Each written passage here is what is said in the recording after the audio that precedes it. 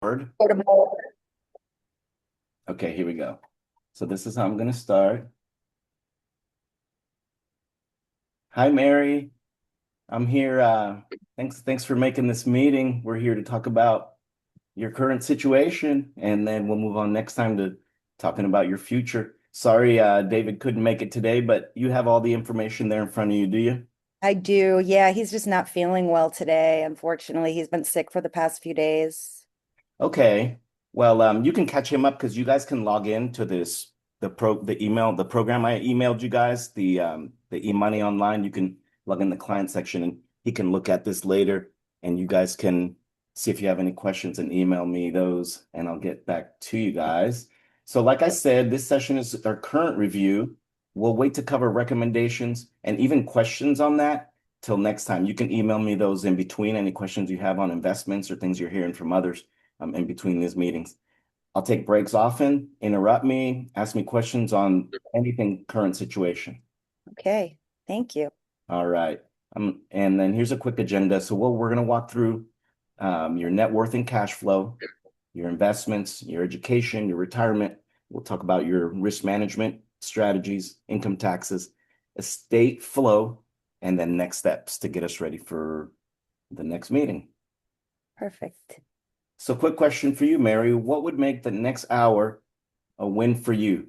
And by the way, we're going to do this in half-hour segments so that we can take advantage of cost savings in the free software and get a drink, take a break, let your brain relax.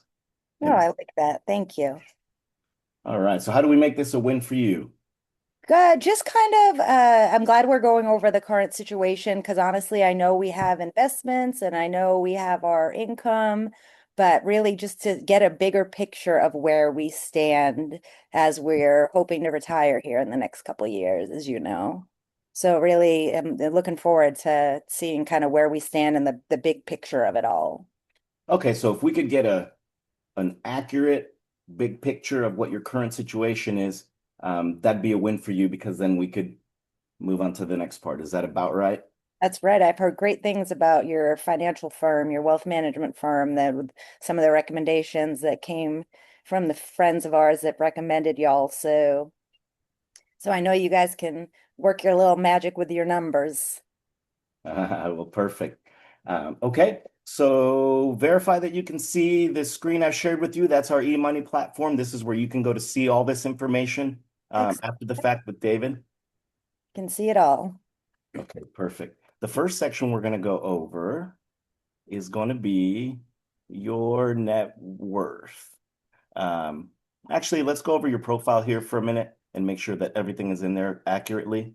Um, your date of birth, you, your Yep. income. David's there at 275. You're at 165. You're going to outlive him by 4 years or 5 years there.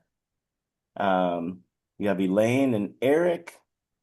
You support Elaine a little bit. You're going to support Eric in the purchase of a home.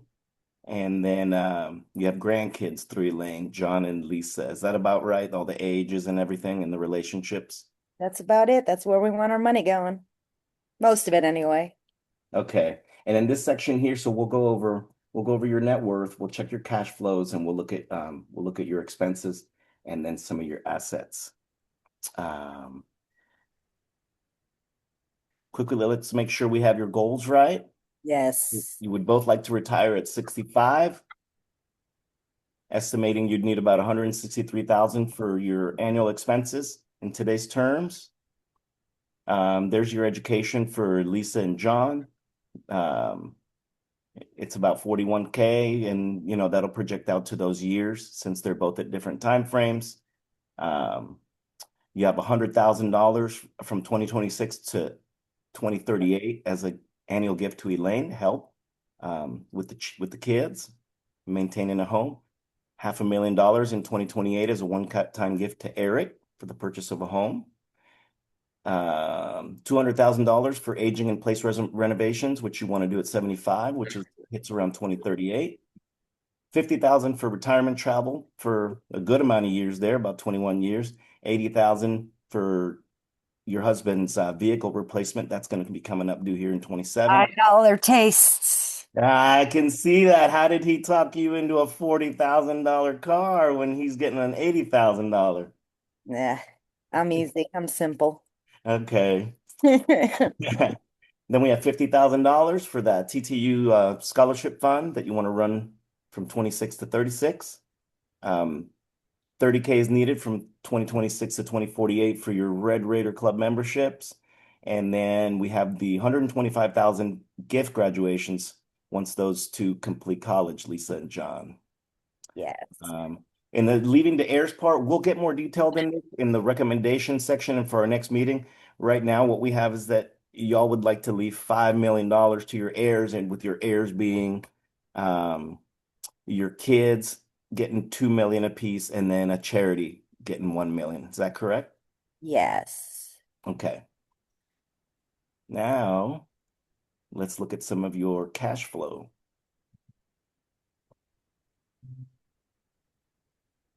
Okay, some of these are filler, but they'll help you when you go back to read this with David. It'll help you to have this overview in there. But for right now, I'm just kind of showing you what's in that section. Perfect. Definitions are pretty neat. You can come in here. Let's say you're like, wow, I don't know exactly what cash flow is. Well, you can come in here and check it out, and it'll tell you it's the amount of money flowing in and out. You come check out your financial ratios, your net worth, things like that. Each section we go over will have definitions, and that's like I said, that's for when you go view this presentation on your own. And if you have any questions, the details and the definitions will fill in the gaps. Okay. All right. These are your assumptions. Again, just verifying that we have those correct from you guys. Annual income for David, it's 275. Mary, yours is 165. We're assuming a 2% increase annually. That's just a standard assumption we made for the purpose of these exercises. Once you're retired, you will not have any other sources of income other than Social Security and your investment portfolio, which does have some required minimum distributions, as you'll see in the charts later on. Then any unspent money, we're going to assume it'll just go back into your core cash account, which we can use for other scenarios. Other than your home mortgage and future debts you decide to take on, you will have no debt at retirement, which is fantastic, by the way. Most of my clients do not make it into retirement like this. I have a hard time seeing you guys have 100%. You have enough money that your Monte Carlo says you're 100% for retirement. It's just the other things that we have to cover. But like I said, we'll go over the details of covering your other goals at the next meeting. Okay. All right, let's see. Mortgages and loans. We have all your interest rates assigned to specific debt. Automobiles are assumed to depreciate 20% annually. We have some pension benefit income information here. The pension incomes to start in 2027 when Mary retires, and prior recommendations will be or have been implemented. That section there, we have not done any recommendations yet. And now let's look at your cash flow. And stop me if I'm going through too fast or if you see something that we need to correct, please. Currently, your household gross income is 440,000. We also anticipate another 94,000 from your current taxable investments and cash holdings. So we have a total household income for you guys of $534,000. And I'll keep it kind of rounded up for our discussion, but when you guys go back in, you can see the detailed dollars there. Based on your living expenses of 625,000, we're showing that you're going to have an annual deficit of 90,000, which will have to come from your assets, which is well, you have investments. So fantastic. We planned for all that. But we will do that better. A great bright spot for you guys. Well, you don't have loan, you don't have credit cards, and you have an emergency fund. So that is fantastic. That is just fantastic. Currently, you guys are saving $35,000 towards your retirement plans. Plus, your employer contributes another $18,000 each year. As a result of this, throughout the years, you've accumulated a net worth of $9 million. Congratulations, Mary. That's beautiful. I love seeing that. Thank you. And look at that. And your liabilities are only $478,000, and we'll get those taken care of as part of the recommendations going forward. All right. And now you guys are over 59 and a half, and that has huge implications, meaning if you need to supplement, your income for some unexpected expenses or even just to maintain your lifestyle because you want to travel $50,000 worth a year, you can actually tap into your Schwab brokerage account without paying the 10% withdrawal penalties. The only thing is you will have to pay taxes on that money. Um, you also have other options as far as your 401ks and as far as loaning, you can borrow money from that. But then again, be careful with that because whatever you borrow, you have a 5-year period to pay that off. All right. Now, let's look at your cash flow for a 5-year period. And when you guys are going through this, you can just keep hitting next. I'm just swapping around a little bit. I have a list here on my right of things I want to make sure we cover, and then I want to make sure that we base that all off e-money to make sure I'm doing my job and getting it all in there for you guys. So this is your 5-year current cash flow. As you can see here, your cash flow starts out this 2026 at 440,000. That's grown 2%. And then it drops as you move on to just Social Security and the pension. But we have other things that we're going to look into later in the presentation that's going to take care of that gap. Perfect. All right. And these are the net cash flows we have to make up for. As you can see, it gets a little bit harder when we get out to the next 2 years. But we'll talk about that because there are some options if you love your job and maybe staying on another couple years and banking in on more Social Security. But like I said, we'll plan on that for next meeting. All right. This is your balance sheet. And before I go over your balance sheet, I do have some assets I need to confirm from you. David's Texas Tech optional retirement plan is valued at $1,800,000. We have his Texas Tech 403B valued at $530,000. We have your Texas Tech 457B at $280,000. And I see that you're a golfer and much more than a scratch golfer. You got $2.6 million in a 401k from the LPGA. Congratulations. You'll have to tell me more about that sometime. Absolutely. I was pretty decent back in my day, which has allowed me to continue doing what I love. That is fantastic. Well, maybe we can't talk you into work in a few more years. Just kidding. We'll talk more next time about that. Absolutely. It's a definite possibility. And then I have here your Schwab brokerage account at $2.3 million. Mhm. We'll go into more detail on your expenses, but baseline wise, your mortgage is about $30,000 a year payment. Your real estate taxes are about $21,000. Your medical out of pockets averaging about $12,000 a year. Your homeowner's insurance is about $3,000 annually. These are all annual numbers. Your auto insurance for 2 vehicles is $2,200, and baseline travel is $30,000 annually. Does that all sound good? Sounds about right. Yeah. Okay. Now this is where we have your balance sheet. And this has, if you look here, this will show, since these are community property, when you look on here, it'll show that it'll split up the Schwab brokerage account. It's going Yeah. to split up the residence and it's going to split up personal property. Really for you guys, since you work good together, it's just the numbers on the total section here Okay. give you an accurate picture of what you got here. And as you can see, these are your asset types. This big chunk here at 52% is your Schwab account, which is taxable. Then you have your real estate here, that's your property. Then you have your personal property, so all your stuff is here at about 13%. And then you have your cash up here. So that's good. You don't want to keep too much cash lying around. If you have a lot of cash, you want to invest that. So you guys are doing good there. What we will look into is maybe diversifying, but like I said, we'll go over that. We'll spend more time on that going into the next meeting. Okay. All right. Next, we're going to look at your investments. So we'll pop in here toward your investment section. And this is just our overview statement. We're here, we're committed to you, we're monitoring the markets for you. We only manage client portfolios. And we do like communicating, so we will go back and forth as to what makes sense, what doesn't make sense. Um, some of the things we just unfortunately have to talk about, for example, is okay, you got a Republican in office. Does that mean we move into the index funds because the economy is going to grow? And then you get a Democrat in office, and you know that we're going to do more social programming. So it's best to get into metals. But we'll talk about all those strategies. But this is our main overview statement, and we're helping you guys plan here on retiring in 2 years. Here's some definitions. If you need to look them up, you can look at bonds, municipal bonds. You can start to understand the 401ks and some of these the Section 529, for instance, some of these educational investments we can make as far as funding your grandkids' education. But like I said, the definitions are there for you guys to look at. Let's see. Let's make sure there's no new assumptions here.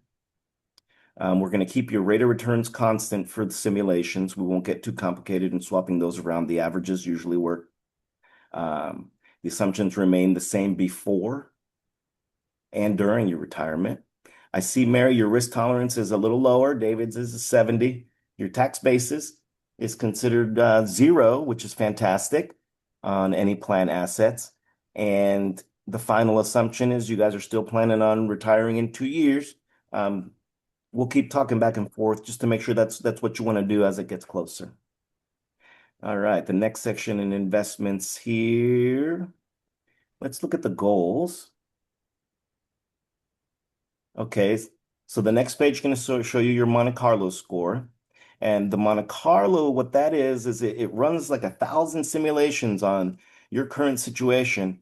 And what this is telling us is that you have a 100% probability of being able to retire when you want to, because you have plenty of money. You guys have done great accumulating money and an investment account and some assets. The only thing is, we'll fix this for next time communicating back and forth. There's a 0% probability for the gift to Elaine, 0 to Eric. The colleges are all at 0, but that's because we haven't put those in any specific accounts. Sure. Technically, we could link them all to your Schwab account, and some of those probabilities will change. But I think you want to have specific, this is going to fund Elaine, this is going to fund Eric, this is going to fund John's college and Lisa's college, especially the college, because those 529s and those prepaid tuition credits are a fantastic deal. So, any questions about you being able to retire?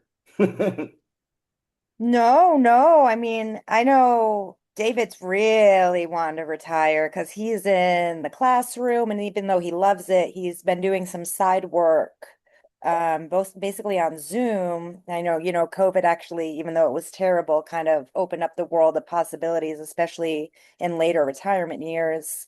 Um, so he is starting to actually gather some clients, and I love golf, so I don't ever plan on giving it up 100%, even if it's volunteering with like a girls group, just teaching them how to golf. But so it's super great to see this that we'll be able to retire. But for our next meeting with the recommended, David and I will have a long talk, but I think there's a good possibility that we may still want to continue working just for, even though we want to travel a lot, um, keep the brain working real strong. So, in between some extensive travel, you guys are willing to work a little bit. I know you had said maybe about 75% of your time, so maybe even half time would be fantastic if he can consult and you can you can do your golf coaching. Um, Yeah, I've had a dream of doing some summer camps with some kids, so maybe that's something, we can discuss at the next meeting or in okay, between now and the next meeting. okay, perfect. For the next couple minutes, let's go over the education plan. Yes, And then please. we'll take a break after this one. I know the education is very important to you guys. Got to get those grandkids educated and ahead of the game. So let's look for your. And we are only willing to pay for them to go to Texas Tech. My husband and I are both Raiders, Red Raiders, and the kids love the school. They grew up coming with us to the football games. So, um, Tech is really the only school we're willing to pay for. Okay. That's my alma mater too, so I love it. I'm not gonna fight you there. Gig 'em. Yeah, that's right. So, all right. So here in the definition section, this is part of your education in the education planning section. You can just if you want to know what a Section 525 plan is, you can ask Grok or you can just come in here and read. This will give you a good definition of it. Like I said, we had talked about the Texas Tuition Promise Fund, which is a state-sponsored tuition plan, which is fantastic.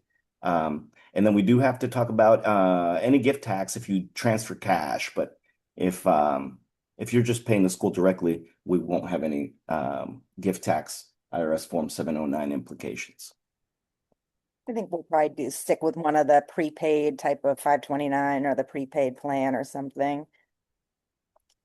Those seem to work, and you can do that to cover the credits, and then you can set up small education trusts that'll pay for any expenses, and those can grow in their tax deferred. And there's a lot of benefits to doing tax neutral trusts. We can talk more about that before the meeting. We'll email back and forth about that because that is a little more complicated.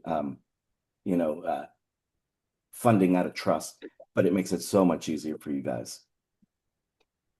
All right. So we have here, we went over these assumptions, but we'll go over them real quick. We'll assume an annual increase of 4.06%. Tuition today is 28, but by the time they go to school, it's more in the 40 something thousand dollar range. Maybe by the time Lisa gets in, it'll be a little higher in the $50,000 range. We're assuming that the grandkids will be accepted at Texas Tech. And then and that we're assuming that both grandkids want to go to school. And we see here none of your assets are dedicated to college savings. As of right now, you have all your money in that one big brokerage account. So we'll split that up some, and we'll see the best way to do it to keep you from paying too many taxes. Okay. It sounds like with the amount of wealth you guys have, it sounds like we'll need to talk about trust here over the coming weeks before we meet again. Yeah, I've heard a little bit about them, but they sound a little confusing. So, Yeah, it's really neat. And just to tell you real quick, we're just basically we would add the grandkids as beneficiaries. We would insert a trustee, whether that's one of the parents or you want to hire a law firm or a board of trustees to do it for you. That costs money though. And then it can be you can grant that yourself to them. Uh, but there's a lot of huge tax savings on a lot of things you can pay for out of there that is less restrictive than having something like a Section 529 plan. The world of trust is amazing, but they do require some work and some upkeep, which is why they're not really taught a lot. Usually they're handled by law firms. But if you're willing to take on the role, you can save yourself a lot of money and you can preserve a lot more of your wealth. okay. Okay, so I'll send you some more information on that.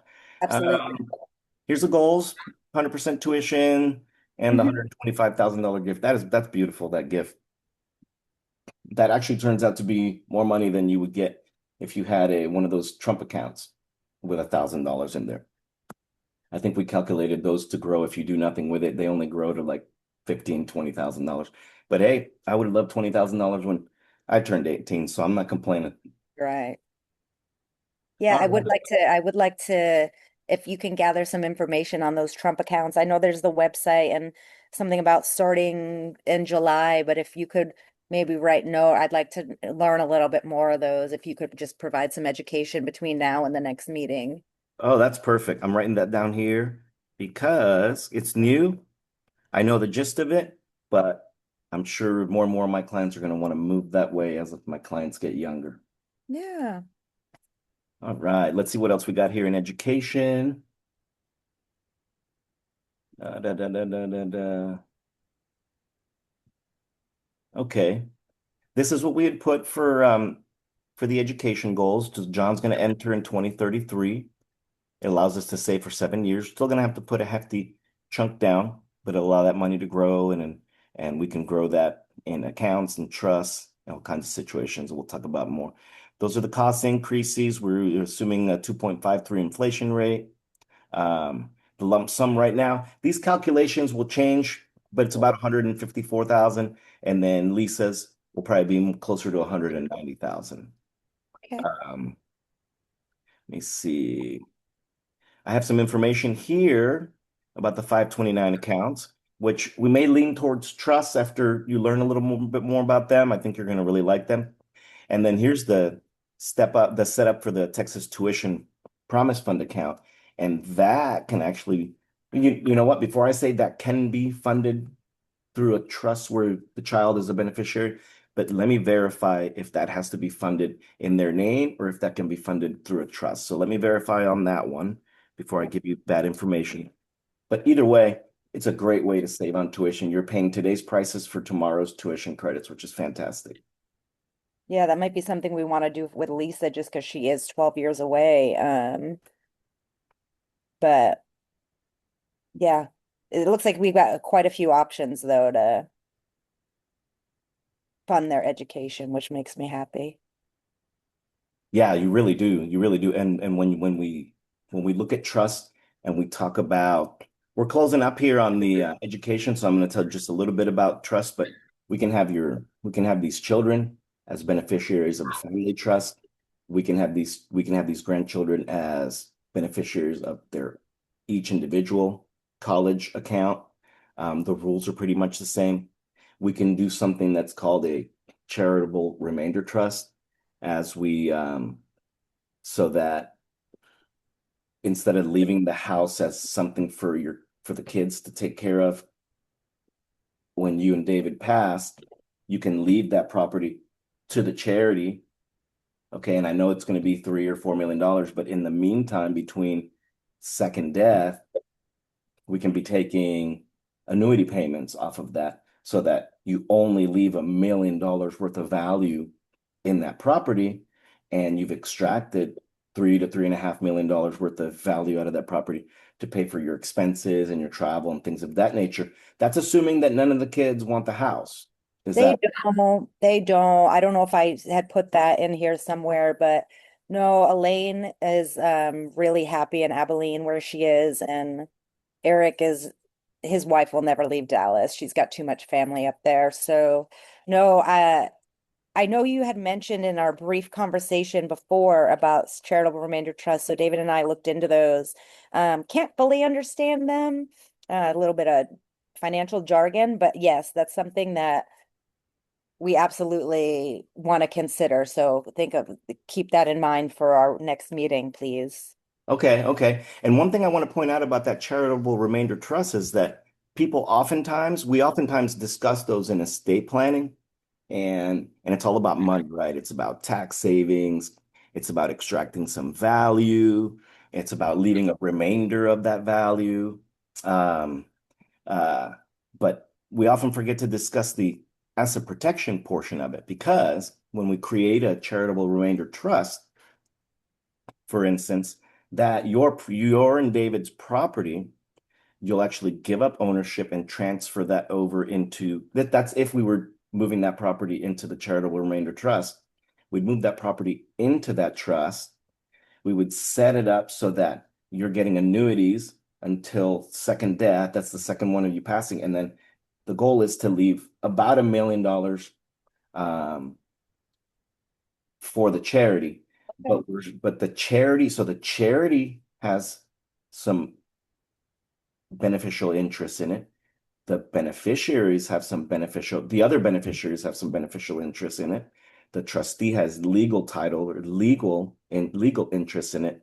Um, so it's actually great protection from lawsuits because you and David now do not personally have that $2.3 million as part of your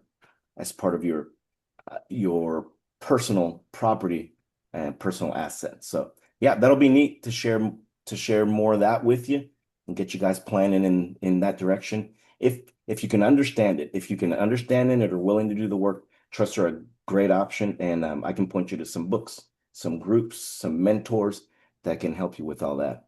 I think we're at the halfway mark. Maybe let's take a 10-15 minute break and we'll come and discuss the rest of this. We're going to talk about your retirement and your big goals.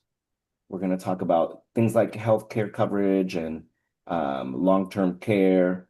We'll discuss some risk management, which deals with some of the life insurance, especially property and casualty and life insurance and disability insurance, things of that nature.